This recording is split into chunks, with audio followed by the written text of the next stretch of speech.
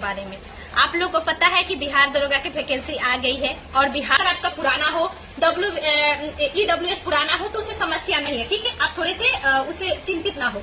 दूसरी मैं बोलूंगी दोस्तों कि जैसे कि अगर आपका मार्कशीट है ग्रेजुएशन का, क्योंकि ग्रेजुएशन पर फॉर्म आती है, अगर आपका ओनली मार्कशीट है तो आप ओनली मार्कशीट पर भी भर सकते हैं। ऐसा नहीं कि ओरिजिनल आपको चाहिए। अगर ओरिजिनल नहीं है तो कहाँ से लाएंगे, इसका भी ध्यान रखना है, टेंशन नहीं लेना है। प्रोविजनल है तो प्रोविजनल से भर सकते हैं।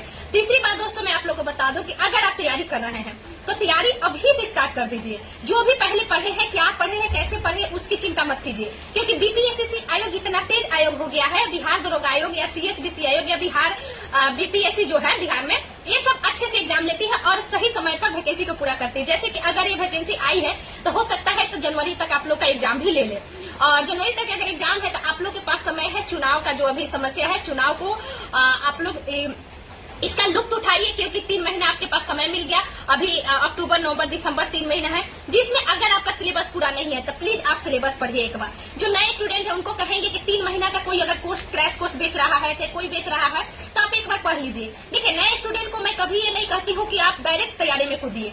ठीक है, इस बार अगर वैकेंसी नहीं मिलेगी तो अगला बार वैकेंसी मिलेगी। ऐसा नहीं है कि वैकेंसी खत्म हो जाएगी, लेकिन पढ़िए तो अच्छे से पढ़िए।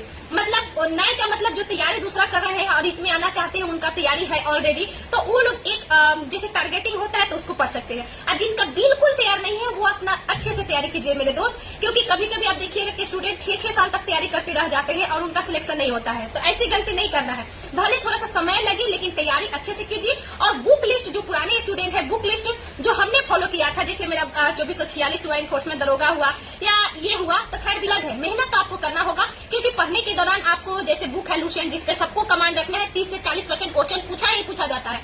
दूसरा है दोस्तों कि जो आपके पास घटना चक्र है, घटना चक्र टू द बेस्ट है। अगर किसी कोचिंग का नोट्स है तो उसको फॉलो कीजिए, लेकिन अभी बुक के लिए आपको ज्यादा बुक मत रखिए। लुसेंट ऑब्जेक्टिव, लुसेंट सब्जेक्टिव, घटना चक्र, यही मैं बार बार बोलती हूँ। साइंस के लिए NCERT पढ़ना अनिवार्य है। सबसे पहले आप एक बार प्रीवियस ईयर जो बिहार में एग्जाम हो गया है उसका प्रीवियस ईयर आप देख लीजिए, ठीक है। बिहार में जितना भी एग्जाम हुआ है दरोगा का, प्रीवियस ईयर देखिए, उसके बाद सिलेबस आप बुक रखिए। अब बुक रखने के बाद आप टाइम टेबल बनाइए। दोस्तों, हम अगला वीडियो में आप लोग को टाइम टेबल बताएंगे कि कैसे पढ़ना है, ठीक। तो बुक इतना ही रहेगा। और सबसे इंपोर्टेंट करेंट अफेयर।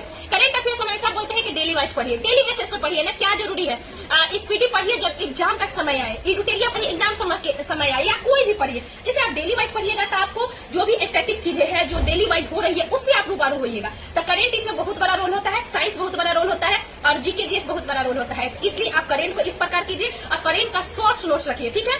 और दोस्त, आशा करते हैं आप लोग को वीडियो अच्छा लगा होगा। अच्छा लगा तो प्लीज शेयर कीजिएगा। Thank you so much.